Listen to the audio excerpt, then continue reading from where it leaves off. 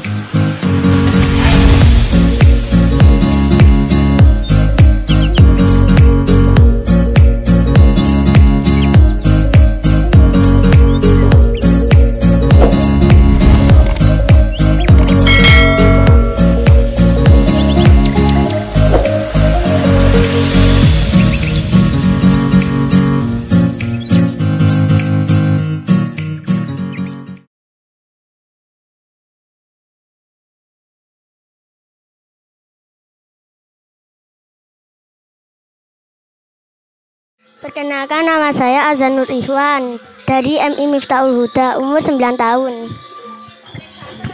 Perkenalkan, nama saya Dela Ayu Puspita Ningrum dari SD 2 Kedung Asri, umur 12 tahun. Perkenalkan, nama saya Satya Ayu Meika Putri dari SDN 1 Purwagung, umur 12 tahun.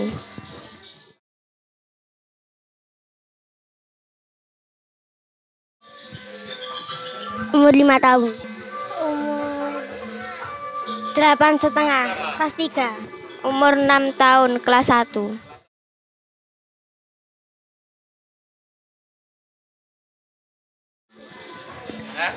Pengen bisa nari. Kepengen punya bakat. Cuman ingin berkarya untuk bangsa.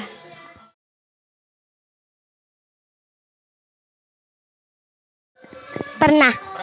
Banyuwangi. Pernah ikut lomba. Lomba apa?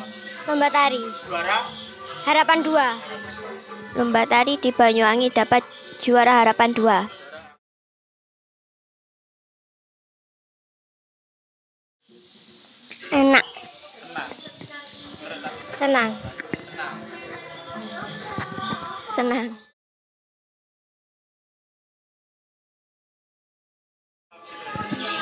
Banyak temannya. Dapat pengalaman. Terus adiknya? Banyak teman, dapat pengalaman.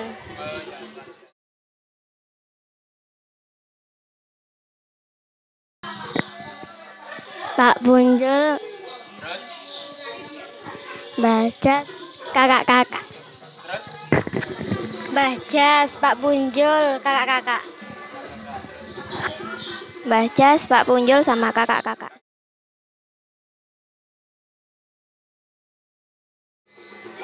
Mbak Intan. Terus? Mbak Intan sama Mbak Vinda. Mbak Intan, Mbak Vinda, Mbak Saskia. Terima kasih. Sama-sama.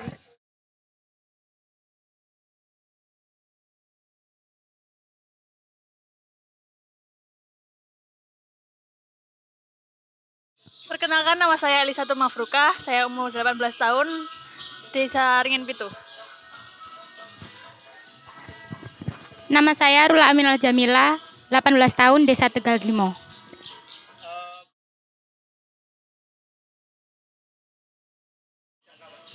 Sejak TK. 10 tahun. Iya, iya. Kenapa ikut latihan? Nggak apa-apa, pengen jadi penari aja. Ikut latihan sejak kapan? Sejak SMP kelas 1. Umur 14. Kenapa kok ikut latihan? Ingin mengasah kemampuan menjadi lebih baik lagi dan ya.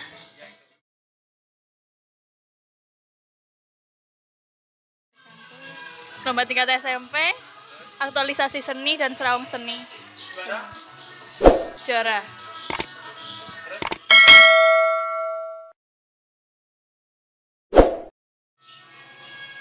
Yang paling berat ketika mau ke panggung, mau tampil itu pasti grogi, itu demam panggung itu pasti. Depan panggung itu pasti.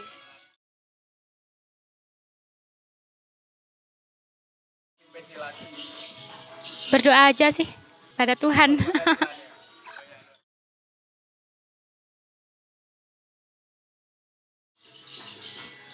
Biasanya latihan tari baru itu lumayan sulit, disuruh menghafal dalam waktu singkat. Dan untuk lomba biasanya lebih sering latihan di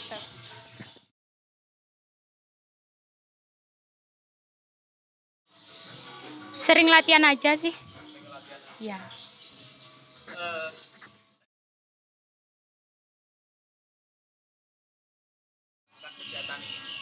sangat mendukung karena hobi dari kecil dan ya orang tua setuju-setuju aja, apalagi dalam tari yang termasuknya melestarikan budaya.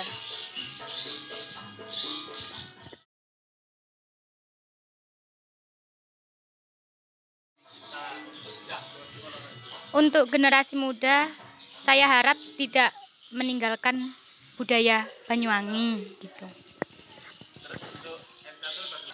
Untuk kedepannya semoga ya Banyuwangi makin lestari, meskipun di zaman ini sudah modern tapi tidak tradisional, tetap.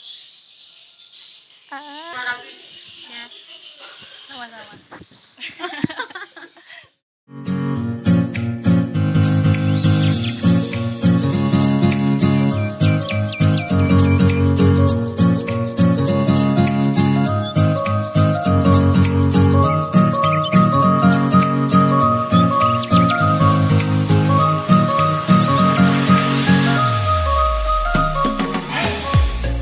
Halo, assalamualaikum warahmatullahi wabarakatuh. Salam persaudaraan, salam nama budaya.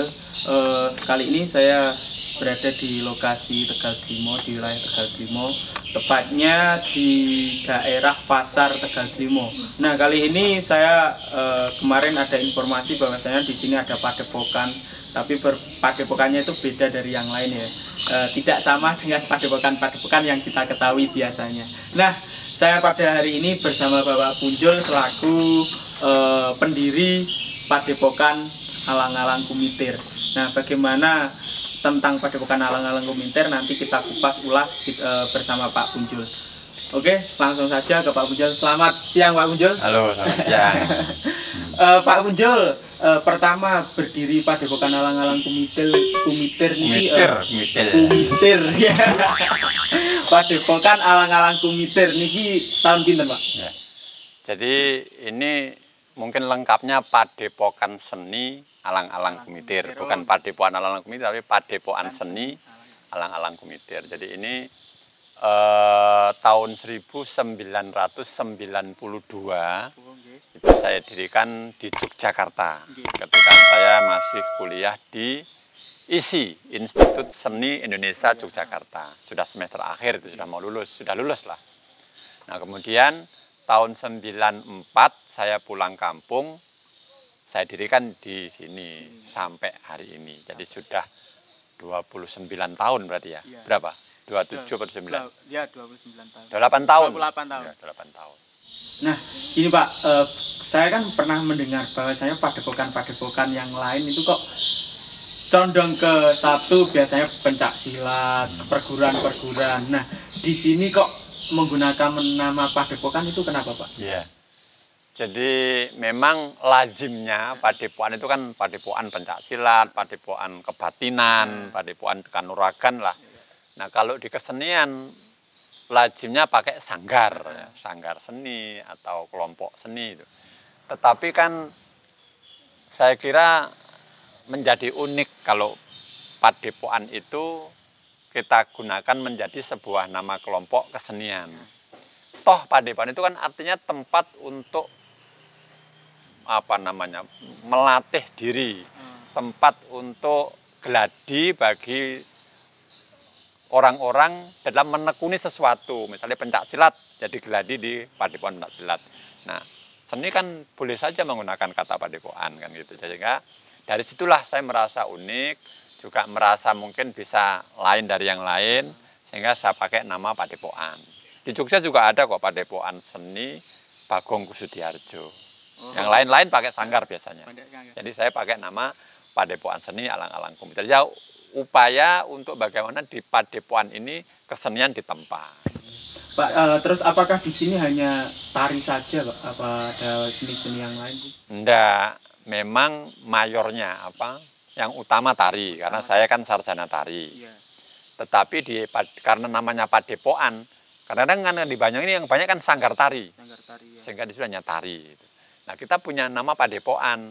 Saya tulis ini pusat latihan seni pertunjukan, sehingga semua disiplin ilmu seni pertunjukan insya Allah ya kita kenalkan di sini. Jadi kayak tari pasti, teater, karena kebetulan saya juga punya basic teater, kemudian musik, karawitan terutama, kemudian olah vokal juga kita di sini.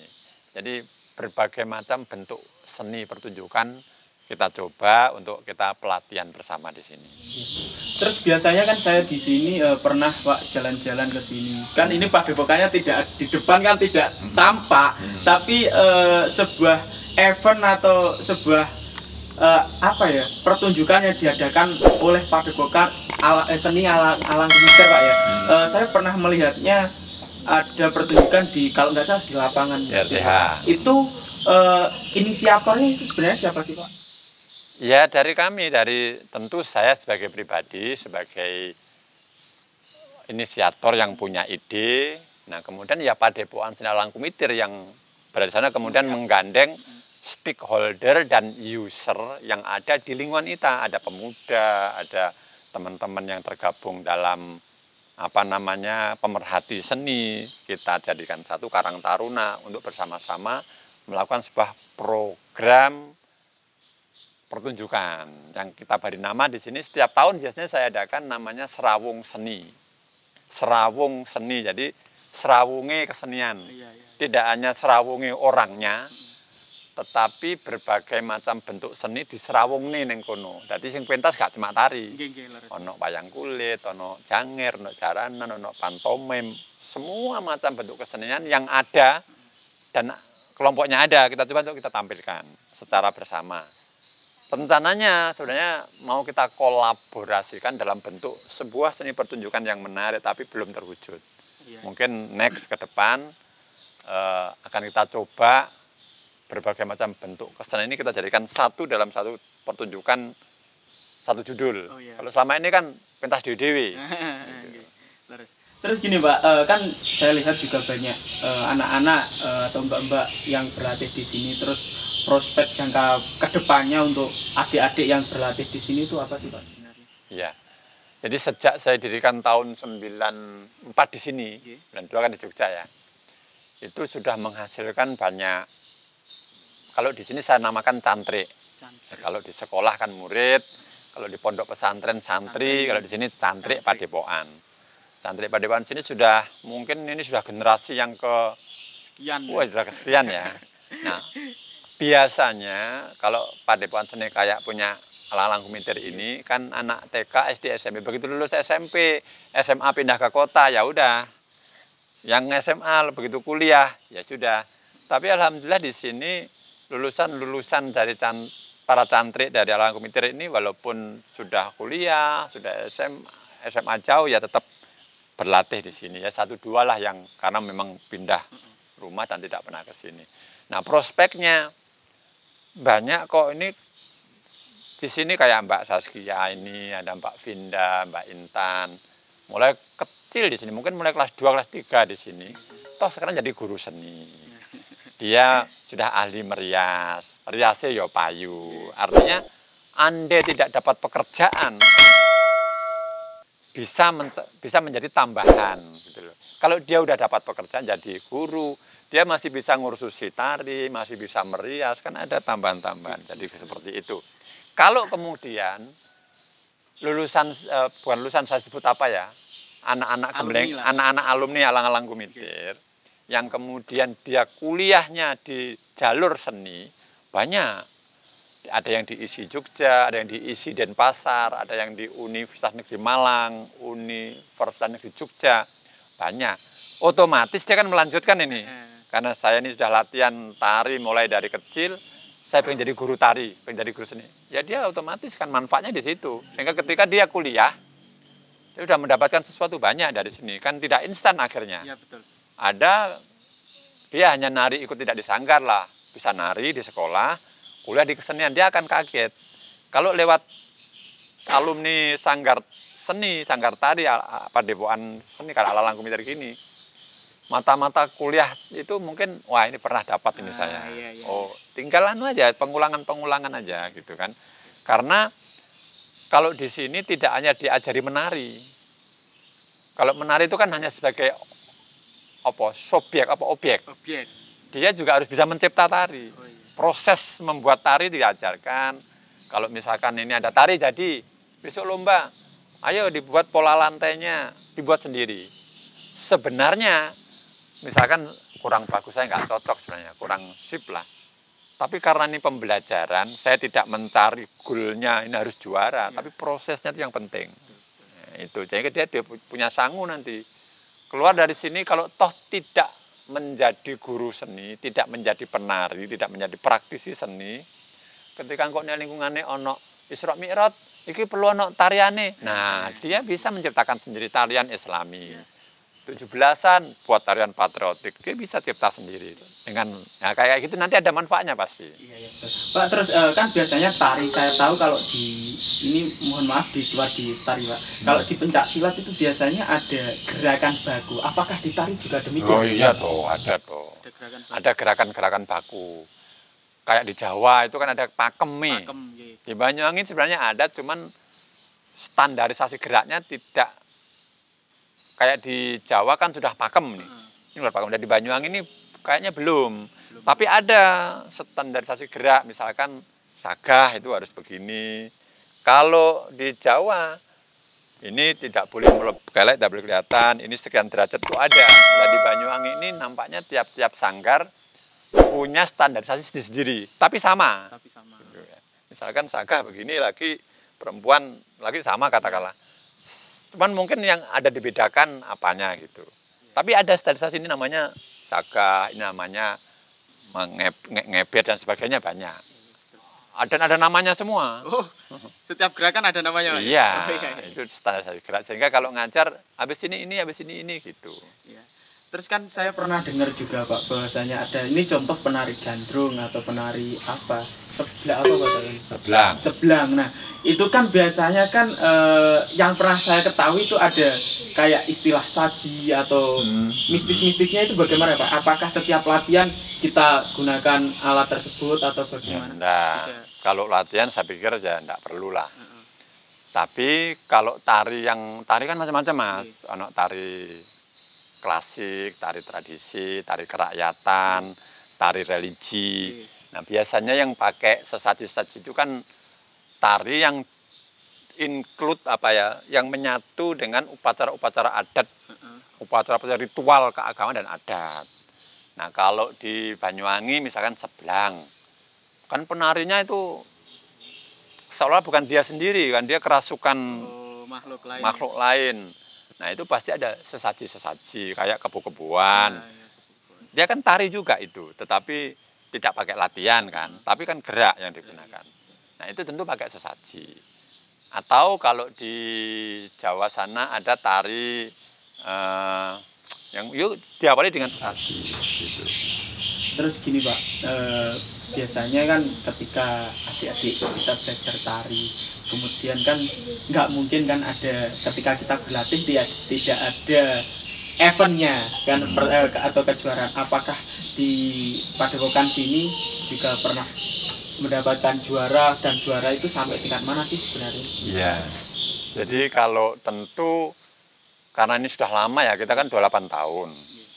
Kita tampil tidak hanya di Banyuwangi, tidak hanya di desa, kita juga di tingkat provinsi, juga di tingkat nasional, bahkan juga event internasional, tapi di Indonesia gitu.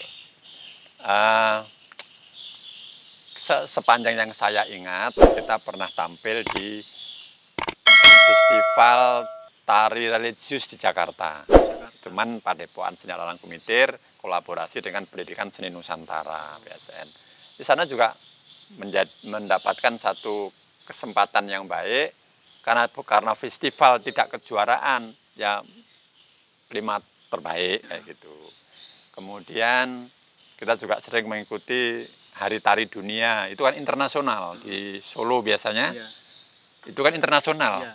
Mulai jam 6 pagi sampai jam. Kita juga sering terlibat ke sana. Nah, kalau di Surabaya kita juga pernah ikut International Dance Festival. Itu International Dance Festival kontemporer. Kita juga mendapat satu apa namanya istilahnya apresiasi. Nah, kalau di kabupaten sini biasanya tarinya kan tari jadi, lomba tari gandrung, lomba tari kreasi. Ya pernah juara 1, juara 2, juara harapan, juara favorit juga pernah aja, selalu. Sering pernah. kalau di tingkat Banyuwangi sendiri sering Pak ya? Ya sering. Cuman kalau karya tari kita nggak pernah mendapatkan juara terbaik itu nggak pernah. Karena memang anak-anak saya tekankan prosesnya, bukan hasilnya. Tapi kalau tari sudah jadi repertuar tari, kalau bisa menang loh ya, gitu. Karena kalau tari garapan itu, menurut saya karena ini padepokan seni, apa namanya pembelajaran pelatihan bagi anak-anak, kalau memang dicetak kon menang, dia nanti akan secara psikologis menurut saya kurang baik. Maka dia proses sendiri, busana dirancang sendiri, musik dicoba untuk komunikasi sendiri, gerak-geraknya dibuat sendiri, pola dan seni semuanya hasil ciptaan sendiri. Berarti dari busana, dari musik ya, juga kita kalau musik juga di sini. Ya kalau musik kita tuh minta tolong yang ahlinya. Kalau kita ingin juara kan bisa aja, sudah kita beli aja penari yang bagus-bagus jadikan satu. Iya, betul. Ya kan? Nggak perlu anak-anak. Saya teman dari Jogja atau sekabupaten Banyuwangi sing api-api sapa iki. Melok lomba mesti api. Iya, betul. Kan gitu ya. Kalau targetnya hanya juara. Tapi targetnya kita Bangganya di mana? Bangganya di mana? Proses nyiptakan sendiri. Juara itu kan hanya apresiasi. Pengakuan aja. Terus gini Pak, biasanya kan ini mohon maaf saya bahas ke silat lagi. Kalau pencak silat atau apapun bela diri apapun itu kan ada sebuah senjata. Apakah di dalam tari juga seperti itu? Oh iya dong. Bukan senjata, properti. Properti ya. Kalau di dalam pencak silat propertinya kan bisa golok, golok, bisa toya, bisa pedang, bisa keris dan sebagainya.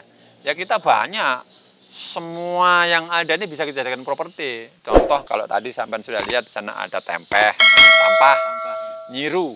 Itu tari nyiru. Kemudian ada barong tadi, tari. Kemudian ada itu gebuk kasur. Ya, gebuk kasur. Ya itu kita ciptakan tari mepe kasur. Oh, ada juga Pak. Iya, dia karya Lalang Kumitir. Judulnya mepe kasur gitu. Mepe kasur. Kemudian itu ada tani itu, topi tani. Oh, iya. Nah, itu kita ciptakan tari apa jenenge ya? Angon, tari angon. Jadi kita ciptakan tari-tari yang dekat dengan lingkungan. Anak-anak kita rangsang untuk kreatif membuat judul tari, membuat rangsang visual, rangsang dengar, rangsang apa? Iku apa sih digawe iki? Wong ngasak, Pak. Iso enggak ini tari? Bisa nanti judulnya tari apa kan gitu. luar biasa. Jadi berarti ketika kita melihat apapun yang ada di sekitar kita bisa jadi tari. Nah, seperti itu. Cuman harus gini, kalau tari anak-anak biasanya kan judul binatang, kembunga gitu. Tari oncelang kidang, jadi tari kidang yang loncat-loncat. Tari angsa, tari bebek, tari katak itu biasanya untuk anak-anak lah. Tapi kalau sudah agak gede kan mungkin tari bunga, lingkungan. Tapi kalau udah dewasa, kalau bisa kita ada kritik sosial, ya kan, ada kritik-kritik yang membangun lewat karya tari. Misalkan tentang kebersihan, ayo kita ciptakan tari apa, judulnya apa? Sampah. Nah, kemarin kita ciptakan tari sampah judulnya. Gitu. Apa pesan moralnya? Itu sampah kok bersihkan, nah kita bersihkan sampahnya marah dan sebagainya. Semua bisa kita jadikan tari. Dan ini kemarin ke Solo, anak-anak buat tari kontemporer Pangupo Jiwo. Artinya apa Pak? Pangupo Jiwo itu kan mencari kehidupan gitu loh. Upo gitu, jiwo untuk kelangsungan hidup. Menggambarkan seorang ibu yang suaminya tidak bisa apa-apa, anaknya banyak, dia harus banting tulang, bekerja, mencari makan. Penggambaran dari itu. Berarti kan itu apa namanya, tentang sosial, ya. Penggambaran kehidupan sehari-hari. Berarti ini juga Pak, ketika kita ingin mengkritisi pemerintah kita juga bisa ciptakan sangat tari. bisa. Misalkan tentang korupsi bisa. Tari misalkan sapu judulnya, kan bisa saja nanti isinya menyapu kotoran-kotoran dari kantor, menyapu pikiran-pikiran yang kotor, itu kan bisa aja. Cuman kalau lewat kesenian tradisional pure itu orang harus mengerti ini maksudnya apa, karena tarinya kan pasti tari yang indah-indah, gerakan-gerakan. Tapi kalau tari garapan kan ada teatralnya, ada ekspresi, ada mungkin melalui vokalnya, melalui propertinya gitu. Itu untuk kritisi banyak. Saya dulu sering buat tari kritisi gitu yang komedial gitu, supaya orang tidak tegang melihatnya. Oh ya Pak, ini ngomong-ngomong, mohon maaf ini tentang dulu Pak Punjo ya Pak. Tatkala itu kuliah, apa sih yang ada di benaknya Pak Punjo kok sampai jenengan bisa seperti ini? Di awalnya sih ya karena ini, awalnya loh ya, ketika saya kan sebelum kuliah di ISI sudah kuliah duluan di teknik geologi di STT NAS. Nah ketika udah semester 6, karena saya sering terlibat aktif ikut teater, kadang-kadang ikut menari dan sebagainya, wah asik juga ini. Awalnya sih menari ya hanya kelangenan aja, paham kelangenan ya, kelangenan itu ya seneng aja menari sana. Terus pada waktu itu juga sering diajak menari di hotel-hotel, dapat duit walaupun cuma 5.000, 10.000. Tapi ketika saya masuk di kuliah, kan otomatis banyak sekali yang bisa kita dapat, asik, bisa berkesenian. Artinya kalau toh tidak mencari duit lewat kesenian, minimal lewat kesenian itu bisa menyelaraskan antara pikiran dan perasaan. Kita menjadi bijak terhadap alam gitu. Ya awalnya gitu yang saya rasakan. Tapi lama-lama karena saya sangat menyukai, ya inten. Saya nanti harus bisa cari makan lewat kesenian ini. Betul luar biasa. Jadi hobi yang dibayar seperti itu Pak ya? Ya, hobi yang bisa menghasilkan. Ya, padahal kan sakjane bukan dari itu. Betul. Yang dari lain kita sudah ada. Iya, betul. Tapi ojo ngomong sampingan. Sampingan kan sidik ya toh. Sampai melakukan satu ojo iki sampingan ojo. Ya ini kita lakukan. Ketika ngomong sampingan itu kan doa. Kan ming sampingan di RC sidik ya aja ngersulo kan. Iya betul. Terus gini Pak, ini mungkin yang terakhir ya Pak ya. Untuk penjelasan makna alang-alang kumitir. Oh ya. Ya tentu kata Shakespeare apalah arti sebuah nama itu nggak berlaku buat kita di orang Jawa ya, orang Indonesia khususnya. Memang nama penting. Jadi tentu dulu waktu kita membuat nama kan banyak. Rata-rata kan kadang-kadang nama kesenian itu yang mudah-mudah saja kan gitu. Nah, alang-alang itu kan rumput ya. Rumput yang kecil panjang itu. Dan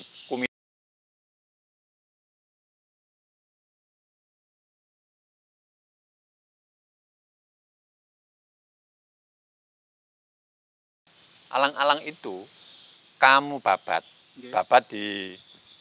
dibersihin, dia tumbuh lagi. Jangan kamu bakar di tempat yang sama, dia tumbuh lagi. Maka filosofinya nggak bisa mati nih alang kumitir. Habis tumbuh. Bila perlu jangan sampai habis sudah tumbuh terus. Regenerasi ya. Seperti itu. Kumitir itu bergetar. Dia nggak akan diam, dia selalu lihat situasi apa, dia selalu bergerak, dinamis, inovatif, kreatif, selalu berkarya. Ya, maka moto kami menabur karya, menuai budaya. Menabur karya, menuai ada kan? Nggak ada sini. Nggak ada. Oh di sana itu. Di sana, ya. Menabur karya, menuai budaya. Nah budaya itu kan karena kebiasaan. Lama-lama menjadi budaya. Kayak ini sekarang kita sedang new normal, menjadi budaya baru. Ya, betul. Budaya lama tapi sekarang menjadi budaya baru. Cuci tangan, pakai masker dan sebagainya. Tapi juga itu juga baik untuk kesehatan kita juga. Oh iya, kita di sini selamanya normal anak-anak tak wajibkan bawa masker. Iya. Cuman tadi ada yang tidak dipakai karena mungkin 1, 2, 3 tarian awal masih pakai masker kuat. Kalau udah 5 kali nari keplepekan. Ya keplepekan. Ya, tapi yang penting hidup sehatnya kita tekankan, di depan ada cuci tangan, selalu kita beberapa kita bawain sanitizer. Ya tetap protokoler kesehatan selama pandemi kita kita sampaikan pada anak-anak lewat grup, lewat tadi penjelasan kita selalu ingatkan begitu. Jadi itu tentang makna alang mitir. Ya. Ini Pak, mungkin yang terakhir ini pesan jenengan untuk generasi penerus bangsa, untuk anak-anak generasi muda dan kaum milenial. Ya. Saya kira banyak orang sepakat bahwa budaya ini bisa menyatukan bangsa. Bahwa budaya salah satu alat yang sangat efektif untuk menyatukan bangsa tanpa melihat suku, ras, dan agama. Ya. Maka ayo kita berkarya, ayo kita berbudaya. Anak-anak muda jangan lupakan budaya, karena kita ini dibanggakan oleh nenek moyang kita itu karena budaya kita yang sangat adiluhung. Kita tidak meremehkan budaya barat yang individual, yang kapitalis. Hidup kita yang gotong royong, hidup kita yang berbudaya ini ayo kita lestarikan. Jadilah para penjaga tradisi. Karena kalau kita tradisi kita terjaga, insya Allah bangsa kita menjadi bangsa yang kuat, tidak mudah terjajah. Bukan jajahan fisik sekarang, karena terjajahnya sekarang kan bukan dari fisik. Iya, Pak. Nah, bagaimana cara membentengi penjajahan itu? Ya lewat budaya. Kita punya budaya yang sangat luar biasa. Jadi anak-anak saya sarankan untuk apapun lah, tari, musik, nyanyi, kesenian tradisi ini untuk kita pertahankan dan kita kembangkan. Dalam bahasa akademisnya mungkin pelestarian. Pelestarian ya. Nah, pelestarian berarti mengandung 3 hal. Melindungi, melestarikan, kemudian mengembangkan, dan yang terakhir memanfaatkan. Melestarikan berarti agar tetap terjaga, tidak hilang, tidak diaku orang, tetap terjaga. Mengembangkan berarti tidak hanya itu saja, kalau stagnan anak-anak muda kita menjadi nggak mau, maka harus kita kembangkan. Contoh tadi ada tarik kreasi baru, ada judul-judul baru yang menantang gitu kan, orang tertarik. Kemudian yang terakhir memanfaatkan, yole iso menghasilkan. Nah, adanya gitu. Budaya kita menghasilkan untuk diri kita. Dapat duit dari apa yang kita lakukan. Betul-betul. Mungkin cukup Pak Punjul. Okay. Nah, itu tadi ya pesan saya juga untuk generasi penerus bangsa, anak-anak bangsa. Kalau bukan kita yang menjaga budaya kita, siapa lagi yang akan menjaga? Maka dari itu kita lakukan apa yang perlu kita lakukan dan jangan pernah tinggalkan budaya kita di kemudian hari. Mungkin terima kasih Pak Punjul, saya akhiri. Assalamualaikum. Waalaikumsalam. Salam budaya. Salam budaya.